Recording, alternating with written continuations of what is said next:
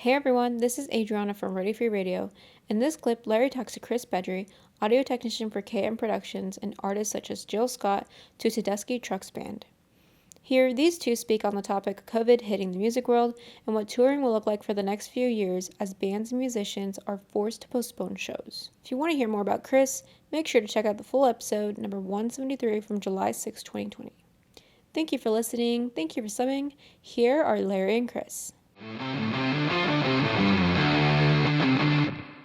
How'd you keep busy? What have you done, to stay busy, stay sharp? Did you take any classes? Did you do any training, or did you just this is a great little vacation? Right. Staying busy. I've definitely spent a lot of time in this room that I'm talking to you in right now, listening to records. I walk every day, like I said, about 6 miles a day. To your other point about taking classes, I feel as though, work is something that keeps my brain exercised, just especially, when I'm doing one-off gigs or I'm freelancing around when I'm off tour, putting together large IP-based audio systems there, that really exercises my brain and keeps me on my toes. And, all that went away. So D&B sound systems, they've been doing online webinars. I've taken quite a few of those. L Acoustics has been offering online webinars, also taken a few of those. Digico Audio Consoles has given some online webinars, so I've been taking it in where I can get it and trying to learn something new every day. Yeah. How's your outlook about things? In terms of what? In terms of what the live sound audio world touring thing is going to look like. Yeah. You had what? Give me the landscape of the Tedeschi tour. When that was you're gonna be in rehearsals right now, basically, and then you guys would kick off in July. June 26th, I believe, was the first show. Yeah. Okay, and then you roll through to the end of August. I think it probably wrapped up the first week of August. So okay, all right. So you had some work. Yeah, that was good. That's gone.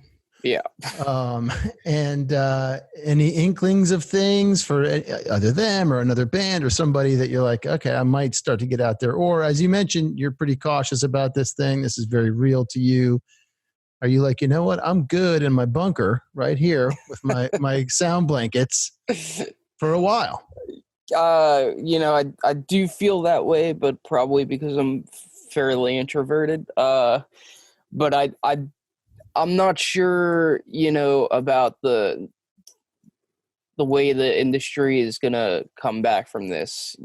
I've been in close contact with the band and the band's manager, and they're probably not forecasting getting back on the road at any point this year. Probably, gonna start again next year at the earliest. And I've heard that from, several different people. Live Nation has also said that, it's probably it's not looking good until next year. But, what does that look like? Are they going to open the venues at half capacity? Or are people going to be spread out in the audience? How are people going to go to the bathroom? So well, forget the audience, right? I mean, what does that do for tour buses? Yeah, we're a moving petri dish spreading our germs around the country. There's no doubt about that. Yeah. And those buses, they get pretty stuffy in the summertime, especially when we got 12 guys on the bus, Yeah.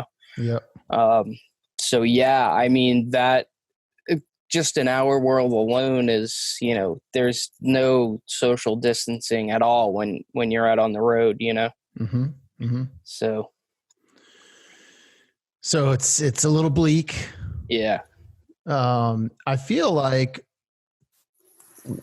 you know, with a lot of the skills that audio people have, there must be a way to pivot in some instances, for a lot of these, particularly, you know, TV shows and whatnot, and people that need support, whether you send them something to use for shows for production, or somehow you can do it remotely, talk to them, or you go in a hazmat suit and set everything up and then split. You know, a buddy of mine who has a production company that I work with, who does a lot of market research stuff, just released his new video on his remote interview kit. You know, that I've seen a lot of these people do with a camera and a phone that you put into it, so you can monitor yourself and do all this stuff, and very explicit instructions on how to use everything. So I'm wondering if you think there's opportunities there to sort of spread your knowledge to people that might need it right now.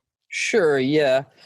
You know, there's obviously a bunch of artists doing live streams and such right now, and you know, I know several people who have been involved in such things, and you know, I just don't think that I don't think that that's going to be necessarily the future of live music. You know, we're obviously going to go back to music and venues and stuff, but I think that, you know, for the time being, the guys that are lucky enough to have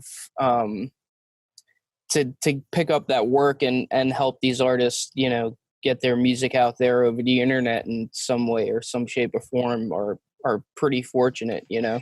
Mm-hmm. You know, it's certainly not everyone. I definitely have quite a few friends who are on their ass, so to speak, in this whole thing, and you know, they haven't worked, and you know, a lot of these guys are independent contractors. They own small businesses, and you know, their businesses have made nothing in the past couple months. Hey, what's happening, roadies? It's Larry here. Just wanted to thank you so much for listening to this short clip. I really hope you got something out of it. If you can take 2 seconds to head over to iTunes and drop us a review or a comment, we would greatly, greatly appreciate it. Keep listening, keep coming back, stay healthy out there, and remember, no roadies, no rock and roll.